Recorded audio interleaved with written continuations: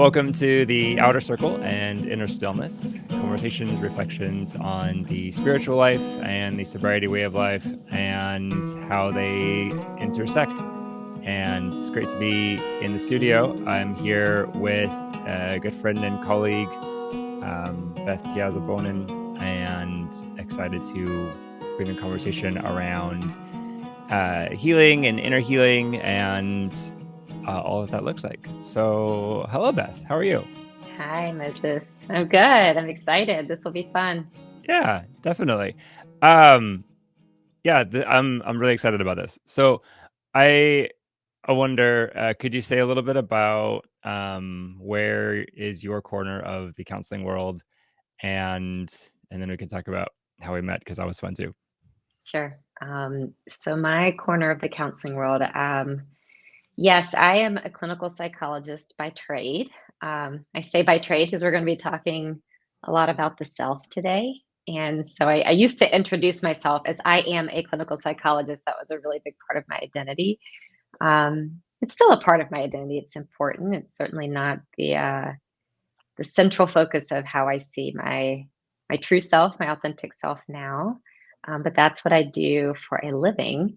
And in that work, I work with a lot of different kinds of people. It's been sort of a winding road. Right now, I'm in private practice.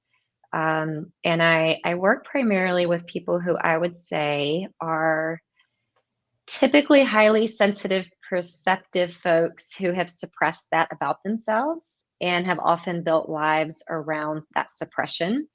And oftentimes, these people have had a history of trauma or they've had a history of some sort of attachment injury. And so, really, the work we're doing is helping them to really connect with their authentic self so that they can create a life that's aligned with that. So, that's the work I'm doing now. It's much more intuitive and creative.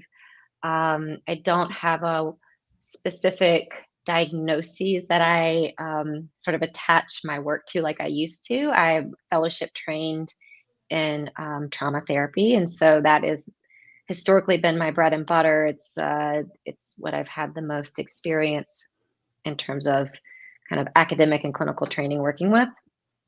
Spent about 7 years working at the VA, primarily in Denver, Colorado, but I've also had some experiences in Memphis, Tennessee. And so I kind of did that for quite a while until my health failed me. And I was led on this, it's the blessing and the curse, but this really reckoning with myself over the past, I'd say 4.5 to 5 years, which has led to a shift in basically every domain of my life, including my work. So it looks pretty different now than it did even, I'd say, 3 years ago, maybe even 2 years ago, what I'm doing.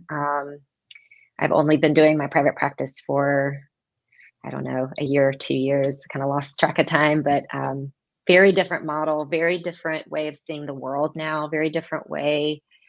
I guess I say different. I feel like I've really reclaimed where I actually started, and I had to unlearn a lot of things. And so now I'm back to kind of knowing what I know about how I see humans and how I see healing and how I see um, the way we really pathologize people and their behaviors in clinical psychology. And I really try to move away from that. And that's, I know how you and I met, we're going to talk a little bit about that, but in this kind of therapy where it's completely humanizing. In fact, I would say it's humanizing in the intersection of that with divinity. It's really honoring um, our true nature, which is not inherently bad in my view, but that we all really are inherently good, but kind of have these behaviors, whether it's addictions, or oftentimes with people I'd work with, PTSD would be rage and aggression.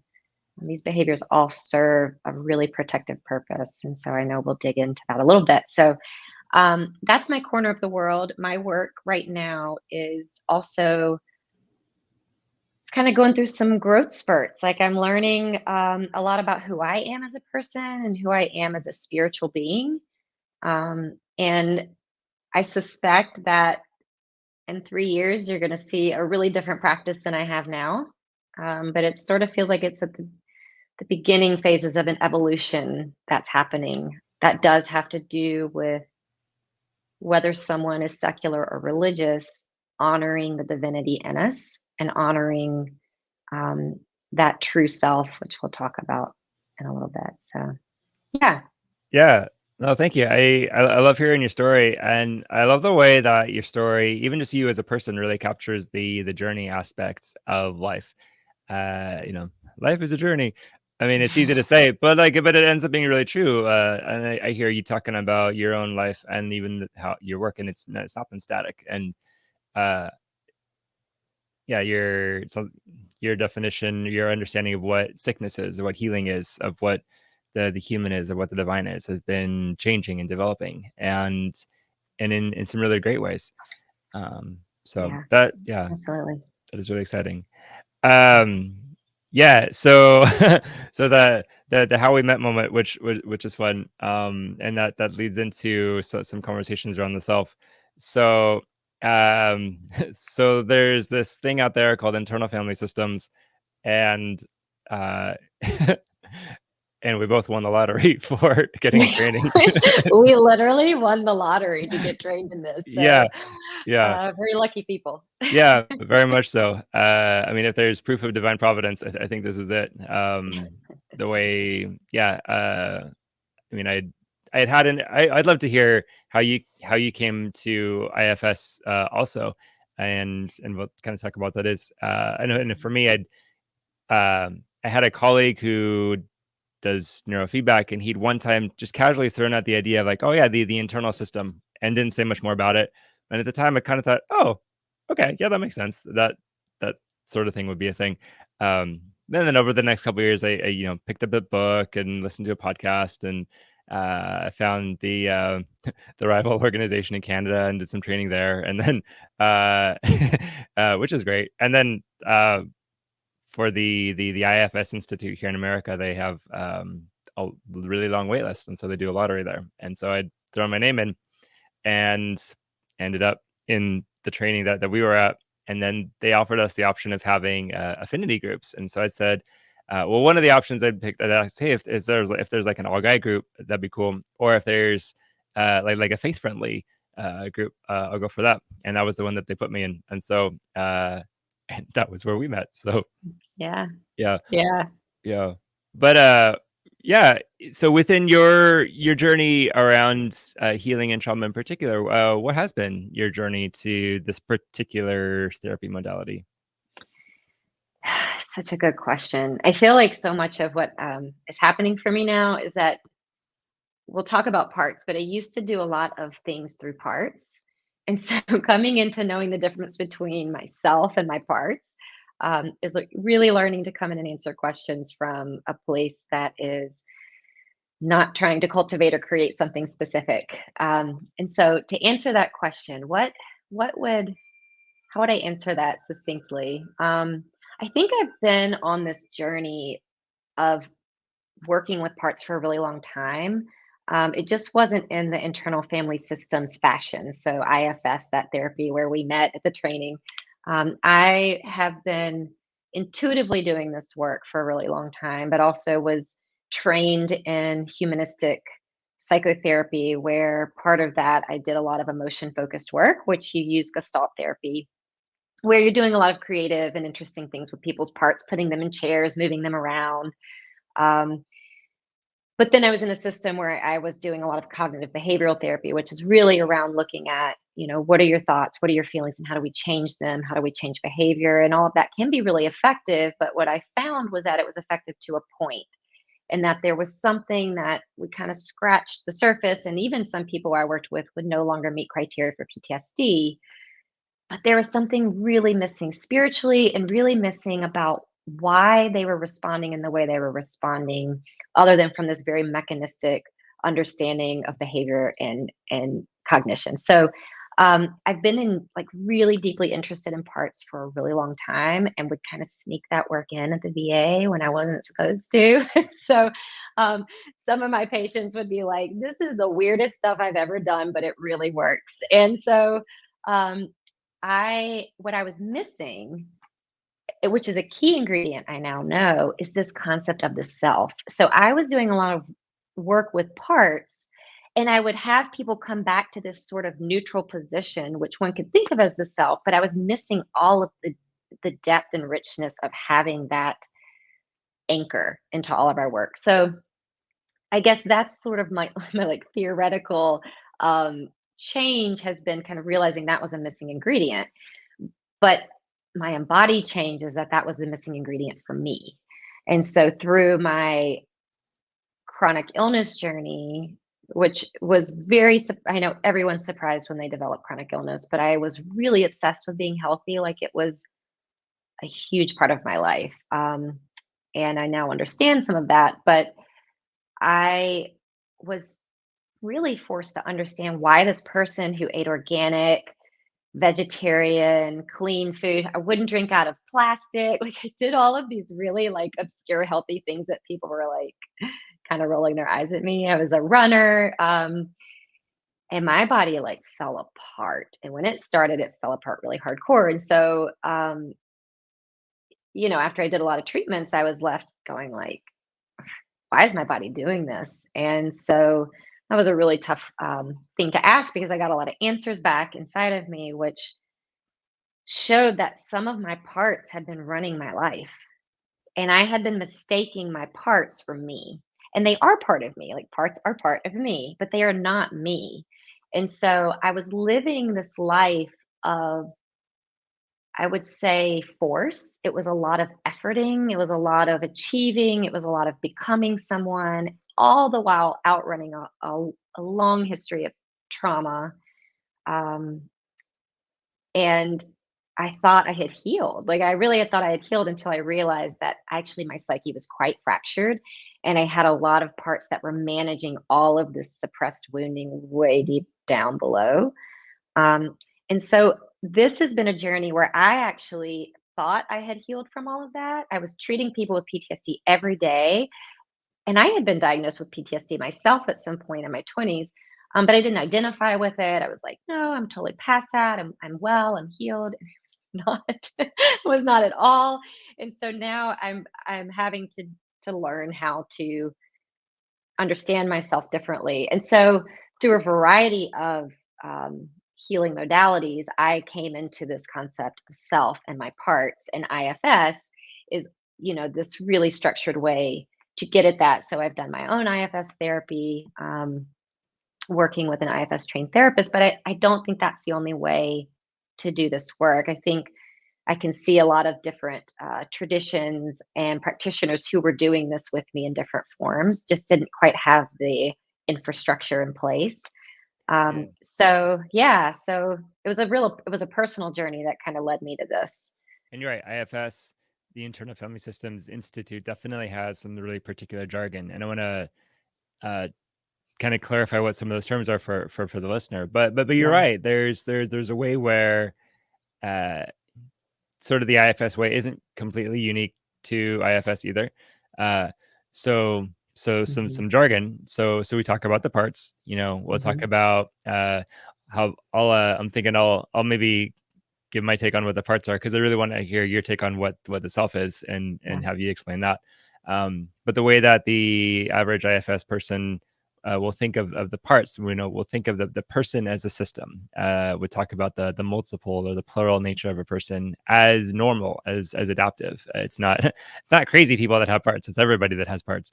And we'll talk about different protectors. You have your manager protectors that kind of hold things together. They anticipate what could be problems and avoid it. You have what we call the more reactive firefighters that are the reactive parts, the defensive parts that come up in response to all sorts of distress. We'll see, the typical like acting out and drug addiction and anger and compulsive sexual behavior parts there. We'll talk about our term is the exile parts. We talk about these as the parts that carry our pain, carry our burdens. They're often the younger, more primal parts of us that could be the centers of your joy and creativity and passion, but they, for a variety of reasons, have not been welcome in kind of the main room of the psyche. And so a lot of what the internal family systems approach is gaining an awareness of what are the parts. And we'll talk about having a self to part connection, getting to, and like you're saying, getting to recognize, oh, this thing that I'm doing or this thing that I'm feeling, it's not me. I'm not angry. I'm having anger. I'm not racing thoughts. I'm noticing racing thoughts happening. I'm not this particular, I am not my love of turkey sandwiches. I have a part that really loves turkey sandwiches or whatever. Uh, and so that's the part I think that definitely does show up in a lot of other traditions. Because the basic mechanism is something like noticing your inner world, observing Mhm. what's going on inside as something that can be observed, as something just slightly distinct from you. And uh, and then what I want to hear you talk about is this other most vital concept is the force or the presence that is doing the observing. Uh, Mhm. how would you describe what the self or the soul is and all of that? Yeah, could I say something else first? Sure, yeah. Because I think you did that was such a succinct way of describing that, Moses. That was really beautiful. And one thing that I want to add, because people might be listening if you've been a consumer of therapy, where this is a different modality in that we're seeing parts, but not just saying like, oh, look, there's this thing over here that's not me.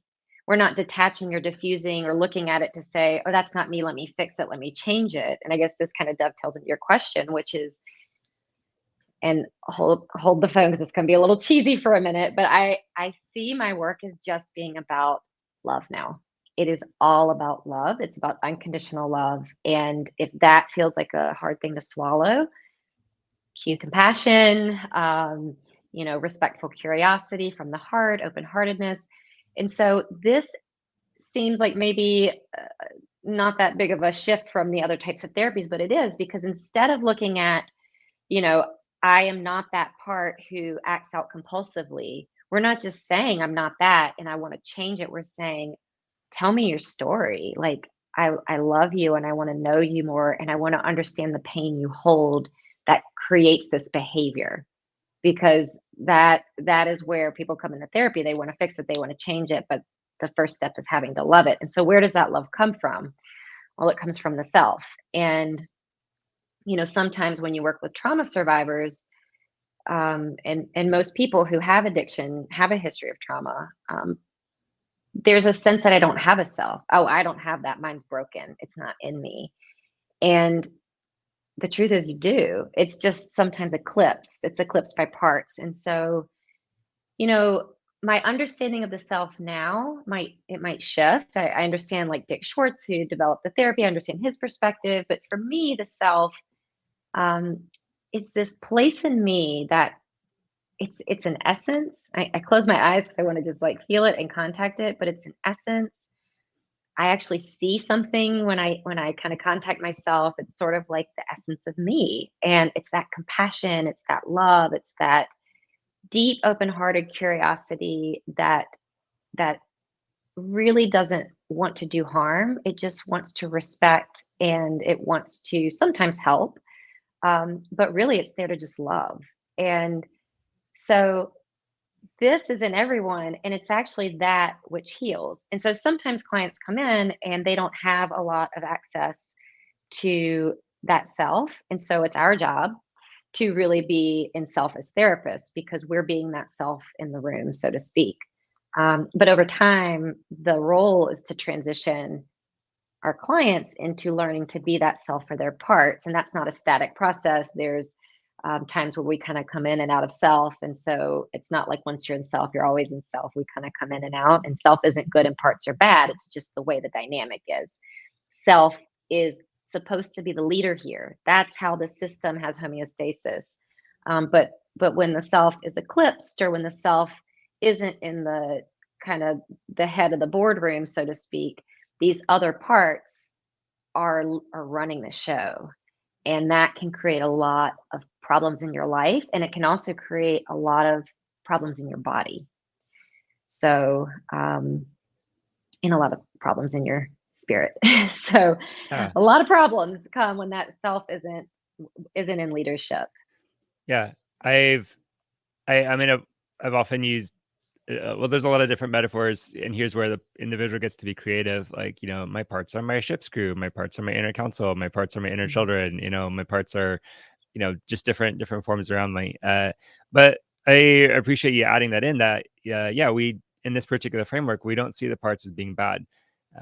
We see them as being good in their intent, often very burdened, and sometimes needing help, but having a really good intent to them, but limited next to the deepest part of you, the self has this more infinite quality to it. So, and I've definitely, I think, as I have worked now in addictions and recovery work for a while, it's really easy for a person's system to really hate on the part of them that would drink too much or smoke too much or act out sexually in any way. And so this whole paradigm shift to be like, well, like you're saying, you don't act out in a vacuum. And then this part doesn't act up or act out just because it's trying to do something, trying to accomplish something. And for those who are able to really like get down and get curious in a really compassionate way, in a really loving way, there's some really neat discoveries that happen of, oh wow, this part that acts out, it's not actually this evil monster. It's maybe this lonely teenager, or it's maybe this really stressed out, overwhelmed part, or it's this part that really just wants me to have fun and is really concerned that if I don't have fun, I'm not going to have a meaningful life. No, and other narratives, but again, the way we get there though is through this very innermost nexus of compassion that you're talking about. Yeah. Yeah. And I love how you're describing those parts as these young inner children, because they often are. And these parts that we call exiles, the parts we push off because somewhere, somehow, something felt so unbearable that we kind of said inside of ourselves, this will never happen again. I can never feel this again. That part gets pushed down, and it's usually a young part, not always, but usually. And so what happens is another part steps in to make sure that doesn't happen again. So it's sort of like our manager parts, the parts that kind of come in to protect and make sure we don't have to feel that shame or that guilt or that terror again. They're actually like parentified children, which means that they're signing up for a role they're not ready for. They're little kids in adult clothing. And so you can be 40 years old thinking that you're acting like a 40-year-old, but in truth, you've got a 15-year-old who's running the show, who's dressed up in their business suit, who's come in and is like, I got it, I know how to do this, but I'm never going to feel that thing again. And if that thing comes out, well, we're going to have to bring in a different part to make that go back down, which is usually where addictions and compulsions come in, because those exiled parts pop up inevitably. They get triggered, they get activated. And then here come what we call the firefighters. They're coming in trying to put that out and saying, okay, how do I make this stop at any cost? It doesn't matter if it costs me my relationships, it doesn't matter if it costs me my job. I'm going to make this feeling go away. And the hardest part I think about this is we're teaching, not the hardest part, but one of the hard parts, we're teaching our clients how to do this. But as therapists, we're trained to align and misalign parts. We're trained to say, like, this part's good, this part's bad. Oh, yeah, I really liked when that part stopped drinking, or I really liked when that part didn't act out. And what we're always having to stay on our toes to say, like, ooh, that was a part of me, and to name that and say, sorry, that was a part that just worked with your part.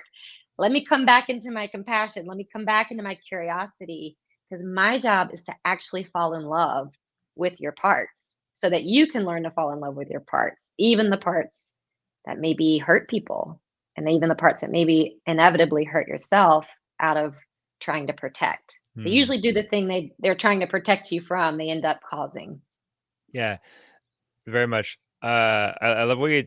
I had never phrased it quite that way. Of like, my job is to fall in love with your parts, and at this point, I have a lot of buy-in into that concept from a lot of deep things. But there is, I guess, that there's a part of me that's like, whoa, feeling like the radicalness of that, because it's this paradigm shift from, like you were saying, there's these other modalities that are very more cognitive or more behavioral, or very like, we want to control you, we want to, like, execute our therapy product and like get you out the door all cleaned up real fast, 12 Mhm. sessions or less.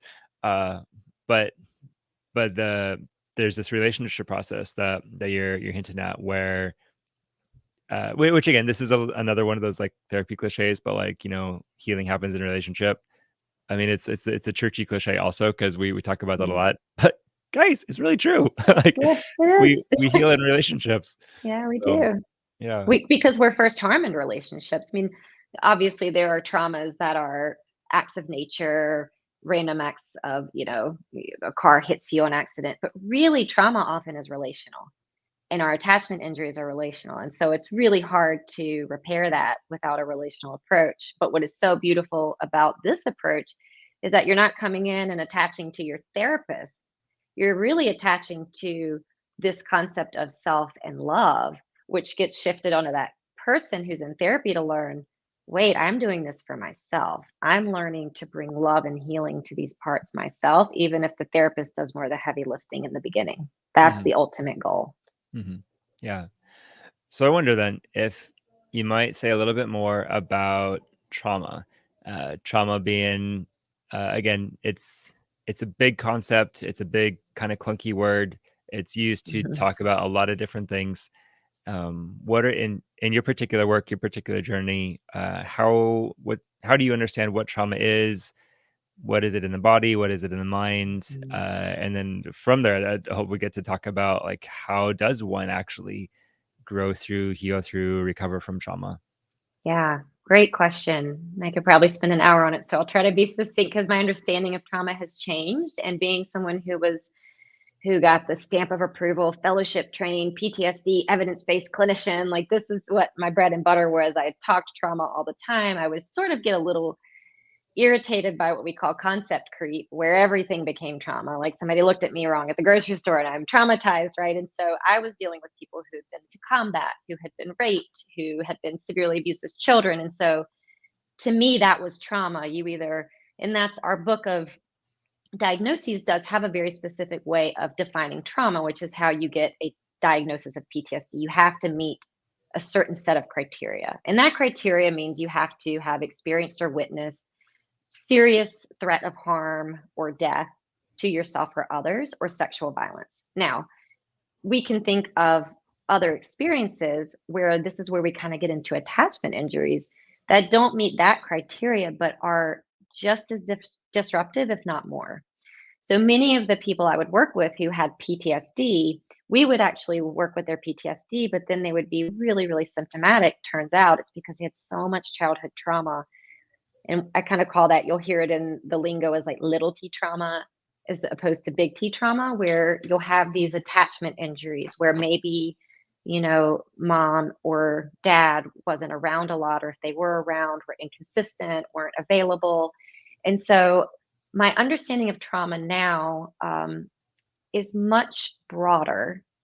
And I do think different types of trauma require different interventions. If I was in a car wreck tomorrow and developed PTSD from that, I do want to start with one of the evidence-based CBT interventions. I do.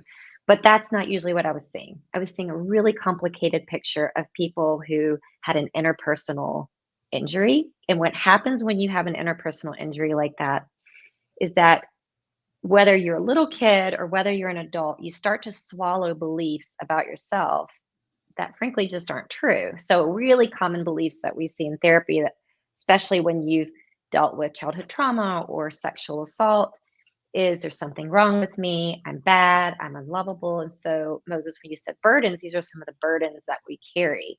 And so those very, very tender parts will shut down because now they're saying there's something wrong with me. This shame is too much, or this fear is too much. And so that's how trauma kind of gets in our system, and it gets protected by all of these other parts who come in and say, okay, well, so you don't feel ashamed. Let me make you look really successful, or let me really check you out by watching Netflix all day, or let me, just let you have another six pack, whatever it is. It's to kind of protect from that feeling. And when that happens, the body breaks. And this is kind of getting out there, and this is maybe outside of the scope of where research is, or is outside of the scope where research is, but um, there is a theory that parts can kind of pull levers in your body. And so, for example, I was in a training where a doctor was talking to her cancer, and the cancer had some things to say back to her about why it was there. And so there's, at minimum, an understanding that when we suppress these feelings and these deep negative beliefs about ourselves, it creates a cascade of dysregulation in the system. And that does bear out in research. But where research is not quite there is how parts have to do with this. Now, there is a research study looking at rheumatoid arthritis and working with IFS specifically. And there were some women who went into remission, and there were some women who had just quite a bit of physical healing, but they all found parts that were basically saying, I've taken care of everyone except myself. And now my joints are talking to me, telling me now you're going to take care of you. And they're not making this up. RA is not a disease you can make up. There are biological markers. So please don't hear me saying this is a psychological condition, but the mind and the body and the spirit are so connected that you impact one, you impact the other. And that interconnection piece feels like the frontier that we're catching up to. I I found on a free table a book by Gabor Mate, When the Body Says No, and and I'm only a little bit into the first chapter because I'm a very busy person. But that's exactly what he's talking about, is saying, yeah, here's these very physiological conditions that are measurable and evidence-based and all of that. And a lot of times our approach is very siloed. We'll say, well, okay, how do we treat the body? Or, oh, you have a mental problem, go to your psychologist. Oh, you have a spiritual problem, go to your priest. And they're treated as very separate things. And it's true. I mean, having someone who specializes in one or the other, I mean, that makes sense. But this intersection you're talking about feels like it's the missing piece for a lot of people, of like, yeah, my mind may not be fully in order because something's not right with my body, or my body is aching and tired because I'm experiencing some emotional distress. And hearing this as very much as this cautionary tale in my own life, as I'm entering a fairly stressful, busy season, as I'm trying to expand my practice and everything, and it's like more stress and responsibility than I've ever experienced thus far, I think. I'm trying to think. I think this is the most, and I can feel it. I mean, it can feel like different things going on in my body where it's like I'm making a little bit more, and my energy's weird, and like my emotions are kind of all over the place. And I'm thankful that at this point I have the tools to kind of like observe this as it's happening. And now I need to like do some course correcting also. But yeah, it feels like a very real thing to know. Oh yeah, these external things in my life, my circumstances that I'm having to respond to, cognitively, emotionally, like my body's there also, my spirit is there also, and all of it together is going to kind of rise and fall depending on a bunch of things. So yeah, and I think this is a good example of how, when we talk about self in parts, we're not trying to say you're going to become like Yoda. You're not just all of a sudden going to get in touch with self and be like, life is easy. It's not what we're aiming for. It's being able to be in that chaos like you're in right now and say, like, okay, how am I in self, and witnessing all of these parts and actually being the leader of them and listening to their concerns without dismissing their concerns. But we don't always get to do exactly what parts want. And so really the role is for us to help come into this authentic place of deep love and compassion that can work with our systems during these times of high stress. So it's not that you ever have to get to a place where you don't have a lot of parts kicked up, because we're always going to have them kicked up, whether we're going through life transitions or whether it's chronic illness or addiction. It's like there's always grist for the mill, and that's your opportunity to say, oh, where can I bring love in right now? Like, what is this part needing from me right now? It needs me to witness it. It needs my compassion. It needs my ear. And is there pain underneath this, or what is the intention here of this part? And that's how we just start to not just change our inside worlds, but to me, why do we want to change our inside worlds? Because that changes our outside worlds. And when we change that, we create a ripple, and our systems change and our world changes, but it always starts inside, always in the inner world, which is why I love the name of your podcast. thanks. Yeah. Yeah, I mean it's the name is it's a reference to a quote by Saint Seraphim of Sarov, acquire the inner stillness. Kind of we could say like access the self energies, and 1,000 around you will be saved. And he's thinking in very spiritual terms, looking for like the orthodox term is the nous. It's the Mhm. which is a Greek word. It's the part of you that's not fully mind, it's not fully emotion, it's not fully body, but it's the deeper part of you that is able to really perceive God.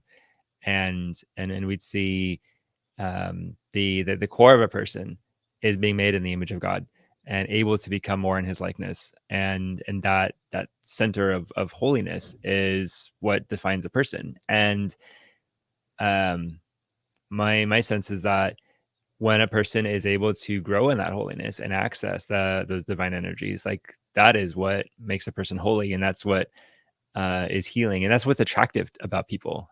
Like there's some people that there's just this innate draw to them because they're like a beautiful soul, and there's something really like peaceful, like just like wonderful about them. No matter what they look like or what their life may be like, but there's just like these people you want to be around. It might be that like these people who have access that they have um, become more in the likeness of Christ, whether or not they realize that that's what's going on, and we like that. We know we need that. We're drawn to that. Yeah. Yeah, and that's what so many spiritual traditions are trying to get us to do, right? Is to connect with that in us. Um and that's what I really like about this approach is that it kind of blends really neatly if you believe in God, and it still works really well if you don't. It's allowing us to kind of be with um that unconditional love that will change our world without having to have a set of beliefs attached to it, but allows for that set of beliefs if that's present, which a lot of therapies don't allow for that. There's not Mm-hmm. a lot of space for spirituality. I mean, at least as a psychologist, we were always taught to like incorporate it and appreciate it and get back to the protocol or get back to the thoughts and the beliefs. And that, that other stuff was sort of like nice context for um, their just cultural context. And it's like, no, like that is it. Like it's for some people, for me, part of like the biggest part of my healing was learning about my spiritual sickness. It was learning about what was missing in terms of my understanding of my being in the world. Who am I as a human? And so that healing for me was so key. And so while I certainly don't need any one of my clients to have that perspective, I sure am attracting a lot of people who want to go there now. And I think where we are, our clients tend to find us in that place. And Mm-hmm. so, um, Like, are you saying yeah. you're tending to have people who now are a little bit more interested in the spiritual realities, unseen realities, and like a little bit more? Yeah, Yeah. I'm having more people like that come into my practice. And part of it is I'm too actually reflecting more of that in my promotional materials and being really honest with people about the way I see the world. And I don't fit neatly in any religious box. It's very hard to kind of pin me into a category, but I very firmly believe in God now. I did most of my life, but there was a period of my life where I did not. Um, and I think that was part of my illness was bringing me back to this because for me, not being connected to God was not being connected to myself. I don't know how to I don't know how to connect to my true self without being connected to God. So to me now God is sort of like all of the spaces in my life that were filled with other things are now filled with God. I am um I feel a little bit like obsessed. It's like preoccupied. It's but in the most wonderful, tremendous way where I'm having a deep excavation of the hurts that I had about God and around God and who I thought God was, to now really learning, primarily through one tradition, but through multiple traditions. I've been learning about the noose, for example, as um, part of contemplative practices. I really value contemplative practices, and um, I guess for me, there is no healing for me without understanding the spirit, and for me, the spirit has to be connected to God. But I know people who, for them, the spirit is connected to nature. The spirit is connected to something they call universe. There's a lot of language that I think people use now where they are trying to connect to something bigger. They just don't fit neatly in a box, and that's perfectly fine. Because for me, it all comes down to love. And if it leads you to more love, great. If it leads you away from love, be careful. Yeah. Love in this case being the sense of being present, of Yeah. like if I'm going to bring love to one of my exiled parts or bring love to one of your burdened parts, what that functionally means is being very present with that. I can be with that part of me, with that part of you, without having to judge it or change it or control it or run away from it. But just knowing like, yeah, I am enough to be fine here with this part of me or this part of you, and we can have an attachment, have a moment of just being fully present with each other. And in that presence, in that love, is that there's a lot of our deepest needs that they get met there. And so Yeah. yeah, any Yeah. tradition or practice that draws you into a practice like that is going to be helpful. um, Absolutely. And I think the tradition that I was raised in inadvertently taught me to exile my parts. And so I was in a practice of trying to be a certain way to be loved. And I had this belief that if I wasn't this certain way, I wasn't loved, but not just by people, by the creator. And so that's where I mean that my sickness really began as a spiritual sickness, because I had to reckon with this idea that I'm not loved. And so when I actually cleaned that out and found out that I am intensely loved by a creator that I believe is only love, that teaches me to be in the self that I believe is part of the creator. And when I look at my clients, and sometimes, it's hard for me to love the parts of them that do things like get really intoxicated and drive. I'll have a part that comes up, and that part wants to be like, hey, you can't do that. Hey, and there is a place for that, to set limits. But I have to notice that part and come back in and say, like, okay, I'm gonna have compassion for this part and try to be curious, not from up here, because that's what parts like to do. They like to know and think, but from here, which is like, help me know you and your pain that got you to drink that much and then get behind the wheel and then put your friend in danger and everyone else on the road. Like, and once you start really loving that part, they start opening up, and then you see these little kids underneath. And so I don't know, there's just, when I do this work now, like, I almost can't believe I get paid to do it. Like, is this real? Like, I get paid to do this because it feels so meaningful and life changing, um, that even if somebody doesn't believe in God, they're connecting to their like their God self, that part of them that is just so transformational. That love. yeah, that is really beautiful. Yeah, sometimes I felt that before too, of like, I get paid for this. Like I get paid to like Yeah. be a calm person and just like be with people. Like it's a question that comes up when I'm working with interns a lot, is like, kind of talking, well, what is the function of therapy? Like what's the therapy product that we're offering, whatever. And it feels Mhm. funny to think about that because we have to think business terms and all of that. But it's like, yeah, it's like it's attachment, it's relationship, it's presence, which on one hand feel like things that shouldn't have to be like monetized or put into an industry or anything. I mean, hey, I mean, I'm benefiting from that, but it feels weird to think of it in those terms. But I guess that also highlights the ultimate value of what we do. Like Yeah, the sense very of much.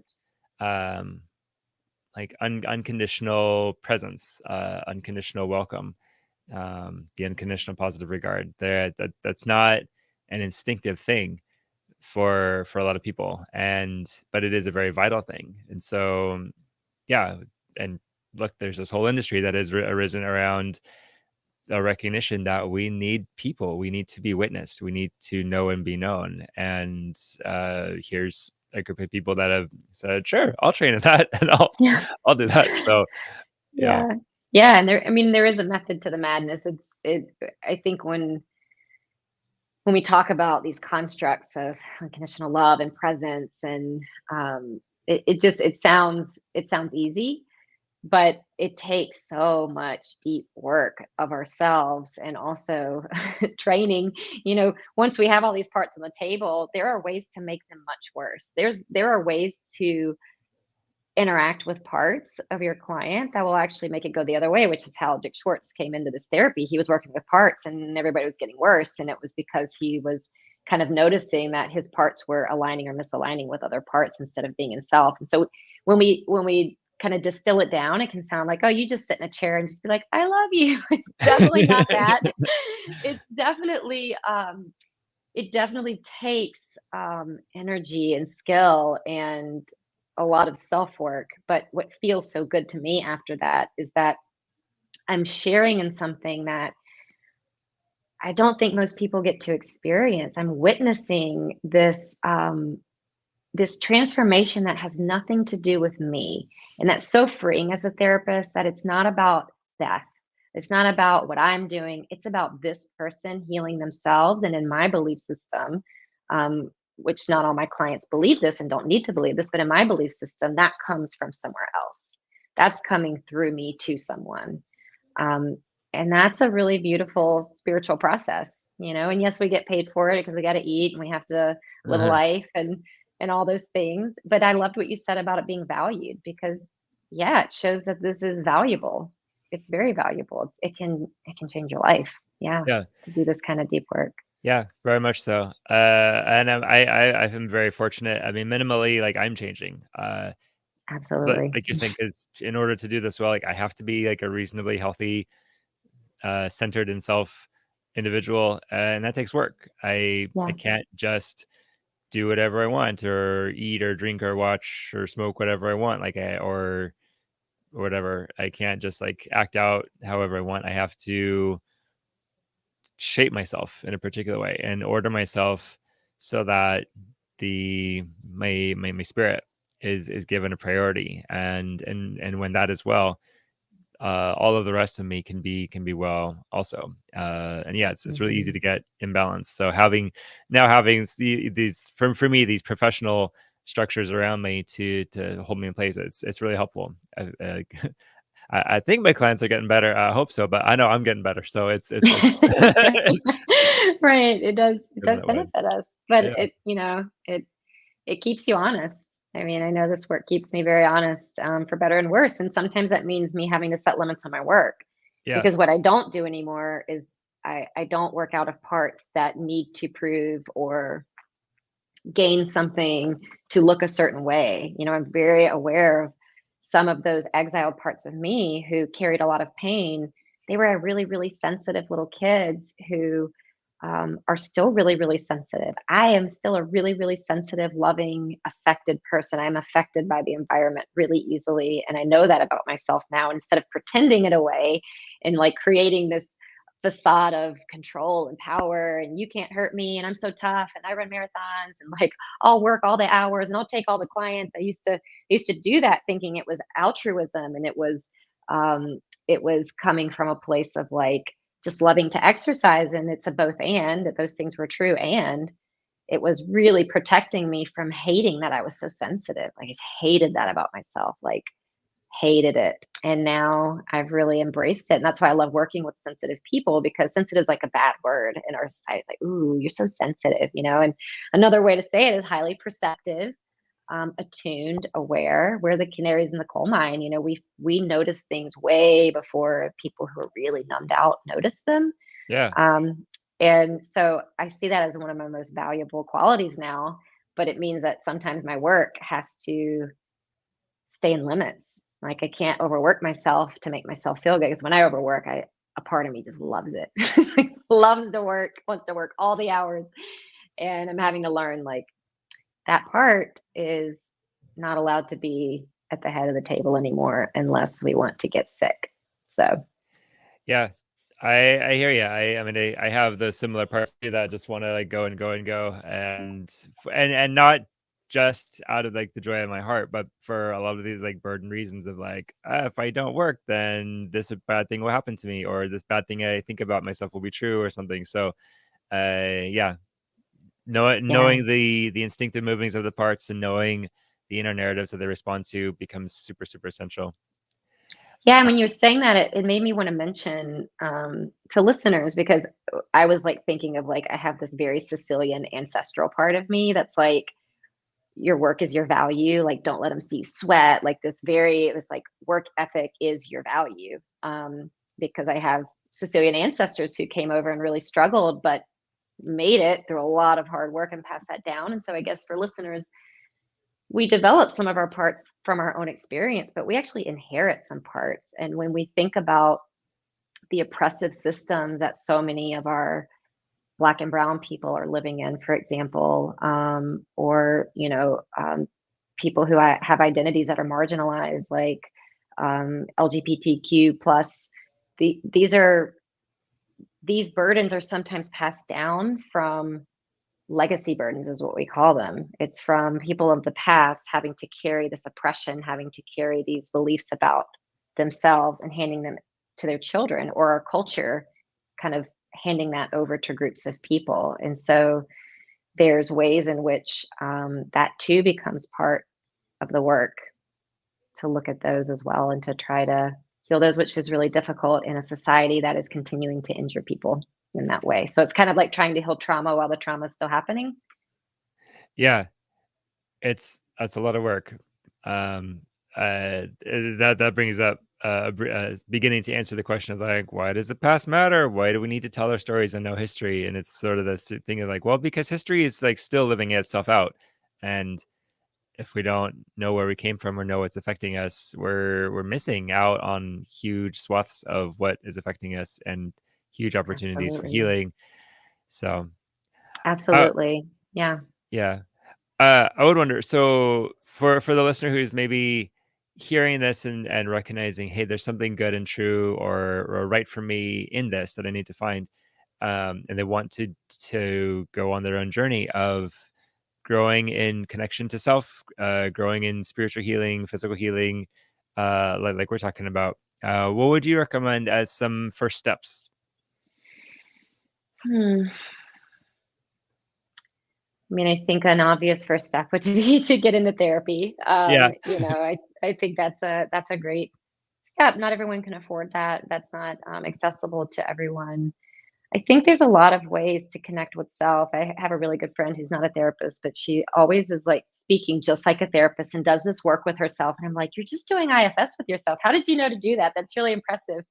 Um, I think coming into, for me, meditation was a really important step for me. Meditation, you could think of contemplation, but you have to be careful there because it can also be used by your parts as a way to check out or escape.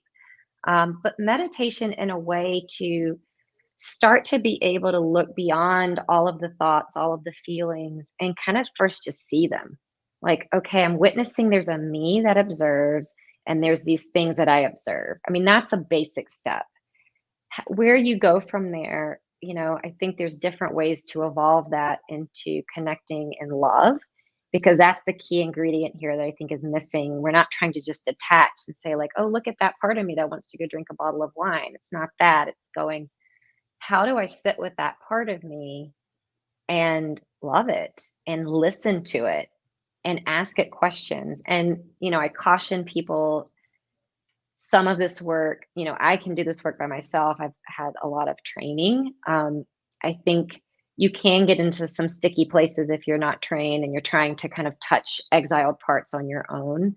But I don't think therapists are only people who can help with those parts. If you find a friend, um, you know, a family member, someone who's part of your spiritual community, who can hold your parts in love and ask questions with presence, not to fix it, not to change it, but to learn their stories, I think that's a good place to start relating to yourself differently.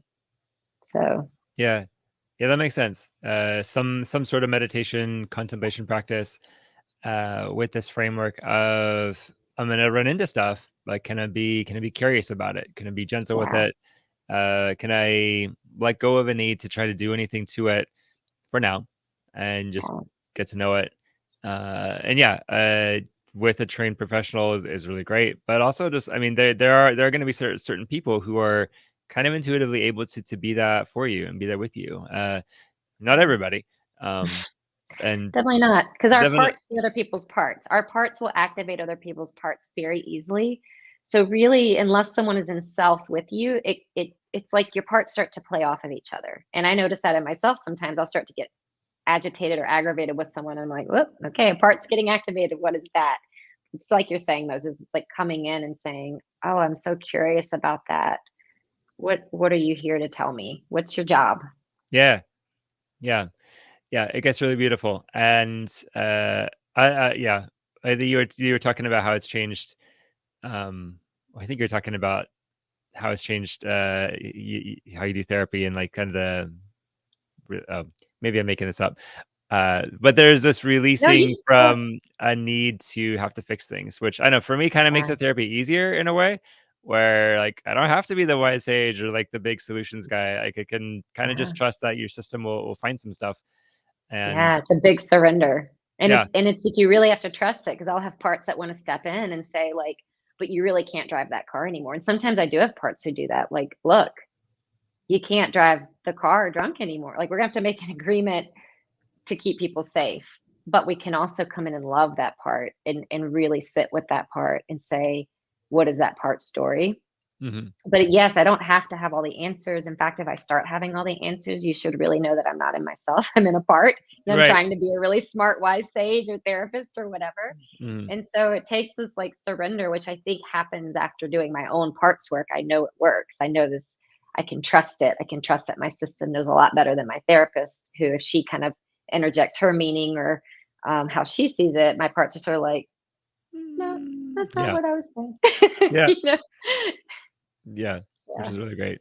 Cool. yeah, Well, I love this. I love that we get to hash this out and you know kind of lay out this bounty for whoever it is meant to be laid for.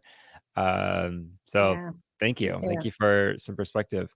Mm, Um, absolutely. where if a listener wanted to reach out to you or follow your podcast, what Yeah, yeah. where do you exist on the internet?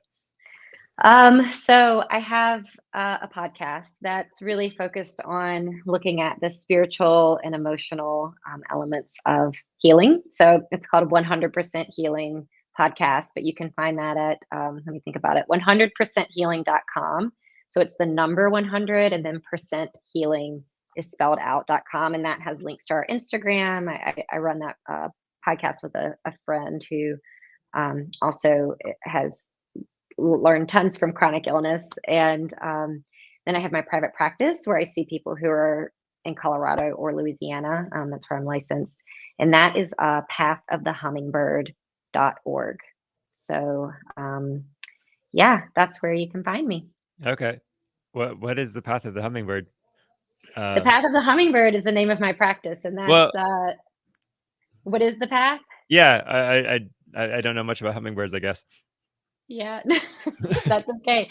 I really don't know a ton about them in a literal manner, but the hummingbird was a it became a really important kind of metaphor when I was really, really sick. I would sit in my backyard and just kind of get into these moments of just despair over what was happening to my life and my body. And I had this little hummingbird. It was one or two. I don't quite know if it was multiple or one, but it was coming around all the time. And then when I would go upstairs and I would do my work, it would start flying around um, my window. And so I was like, okay, hummingbirds, like, all right.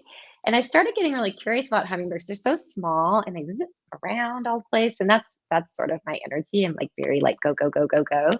But I had a really wonderful spiritual naturopath who I was working with. And she said to me, she said, oh, did you know that you have hummingbird energy? And I was like, oh, I don't really kind of know what that means. And she was like, you have a deep joy in you that's been suppressed. And that's the energy of the hummingbird. They're joyful, they're playful. And so I became obsessed with hummingbirds and watching them. And they're like they're like the definition of when you unburden your exiles. It's what they are. They're creative, they're fun, they play, and they take this really long journey, not knowing if they're going to make it. These little tiny bodies, but they do, and they migrate every year, and it's out of intuition and wisdom and faith. So the path of the hummingbird is what I essentially try to lead my clients down, really following the path of the hummingbird, finding your joy, finding that buoyancy and that trust and that faith, is kind of core components to healing. So thanks for Wow. asking. Yeah, that is super beautiful. Thank you for sharing that. I will now, I mean, I already love hummingbirds, but they just got like 100 times cooler. So Yeah, they're fun. They're fun little animals. yeah, So cool. yeah. This was awesome, Moses. Thank Yeah, you so much. thank you, Beth. I have not really spoken much publicly about God, so it's really interesting how this all came together, like even getting in an affinity group surrounded around like the kind of core component of God was like putting it out there. So this is new for me, and thanks for having a platform to do it. Yeah, well, thank you for being here and taking the plunge with me and for sharing your life and your parts. And it's been, yeah, it's been really wonderful. Yeah. And I would throw in one more. No Bad Parts is a great book by Dick Schwartz. Check that out if you're like, I don't know what y'all are talking about. He distills it down really easy, and it's a great book. So you could check that out if you're interested in internal family systems therapy. Okay, I'll put a link to that in the liner notes because it's yeah, it's a really great concept. So, Yeah. all right, thank All you, right. Beth. Thanks, Moses. Thank you.